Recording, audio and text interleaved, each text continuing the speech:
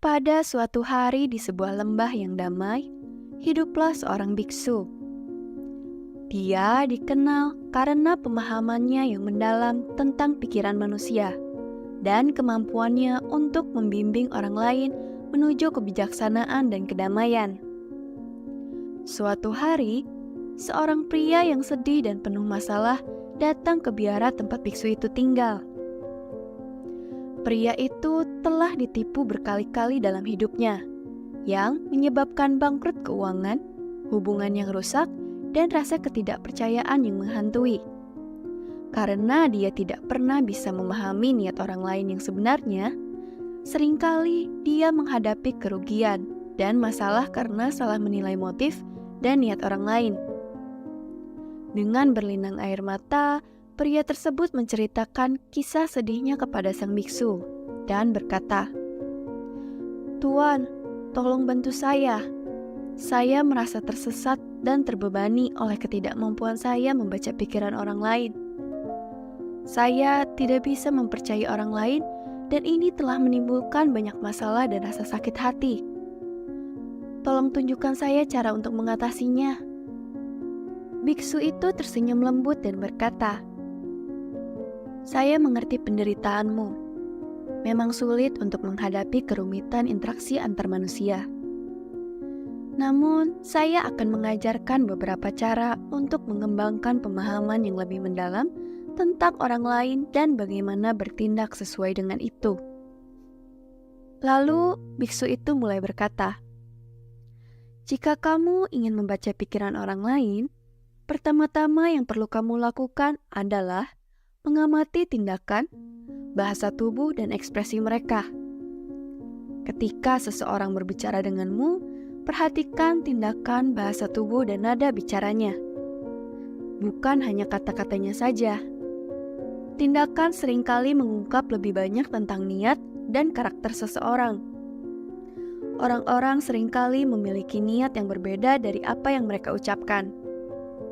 Namun, ekspresi wajah, bahasa tubuh, dan nada bicara mereka tidak dapat berbohong. Aku akan memberitahumu tentang 5 bahasa tubuh yang dapat membantumu membaca orang lain dengan cepat. 1. Kontak mata. Kontak mata sangat penting dalam komunikasi. Kontak mata yang berlangsung lama menunjukkan keterlibatan, kejujuran, atau daya tarik. Di sisi lain, menghindari kontak mata mungkin menandakan ketidaknyamanan atau ketidakjujuran. Oleh karena itu, jika seseorang menghindari kontak mata ketika berbicara denganmu, itu berarti bahwa orang tersebut berusaha menyembunyikan sesuatu atau tidak jujur, dan kamu tidak bisa mengandalkan orang tersebut. 2. Perhatikan senyum mereka. Ketika berbicara tentang senyum, mulut bisa berbohong, tetapi mata tidak. Senyum yang tulus mencakup mata, membuat kulit di sekitar mata berkerut. Namun, senyum palsu mungkin hanya melibatkan bibir saja.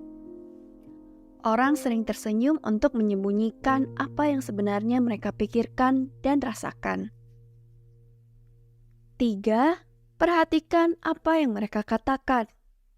Jika kamu baru pertama kali bertemu dengan seseorang dan mereka memuji pasangan mereka, atau memuji rekan kerja, atau teman-teman mereka, maka kemungkinan besar mereka adalah orang yang baik. Jika seseorang menilai orang lain sebagai orang yang baik, sopan, penyayang, dan santun, maka kemungkinan besar mereka juga memiliki sifat-sifat tersebut.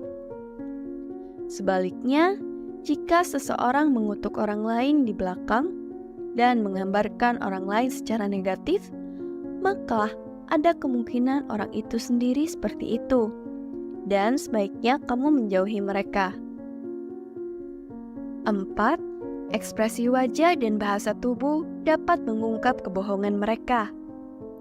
Untuk mendeteksi kebohongan seseorang, perhatikan ekspresi wajah, bahasa tubuh, dan gerakan mereka. Kontak mata yang tidak konsisten, kegelisahan, atau menghindari topik tertentu dapat mengisyaratkan adanya kebohongan. Orang yang berbohong dapat menunjukkan ketidaknyamanan atau kecemasan melalui gerakan defensif seperti menyilangkan tangan, ceritanya tidak konsisten, atau perubahan nada bicara. Semua gejala ini menunjukkan bahwa seseorang sedang berbohong. Oleh karena itu, kamu harus berhati-hati dengan orang seperti itu. 5. Perhatikan postur tubuh mereka. Jika kamu ingin mengukur kepercayaan diri atau keberanian seseorang, perhatikan bagaimana cara mereka duduk atau berjalan. Misalnya, jika seseorang duduk dan berjalan dengan tegak, itu menunjukkan bahwa dia merasa nyaman dan percaya diri dengan dirinya dan energinya tinggi. Orang-orang semacam ini tidak mudah menyerah. Mereka berani, tidak mudah untuk menekan atau mendominasi orang seperti itu. Namun, jika seseorang duduk dan berjalan dengan membungkuk, maka itu berarti energi orang tersebut lemah, juga sangat mudah untuk menekan dan mendominasi orang tersebut. Lalu, biksu itu melanjutkan, ini adalah beberapa tanda yang dapat membantu kita memahami bagaimana perasaan seseorang dan niat mereka. Selain itu, aku akan memberitahumu 4 hal lagi yang dapat membantumu membaca pikiran orang lain, dan juga dapat meningkatkan hubunganmu dengan mereka. Hal pertama adalah mempercayai instingmu. Terkadang, kita gagal membaca pikiran atau niat orang lain. Tetapi, kebijaksanaan kita dapat merasakan ketika ada sesuatu yang salah atau benar. Insting kita berasal dari alam bawah sadar kita yang telah mengumpulkan banyak pengetahuan dan pengalaman dari waktu ke waktu. Seringkali, hal ini disebut firasat atau rasa tahu bahwa sesuatu itu benar atau salah. Oleh karena itu, jangan abaikan insting ini. Insting ini dapat membimbingmu dengan baik. Jika kamu percayai instingmu, kamu dapat menghindari penipuan dan kesulitan dalam hidup.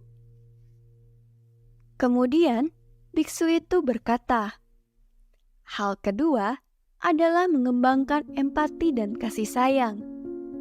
Untuk benar-benar memahami orang lain, kamu harus belajar melihat dari sudut pandang mereka.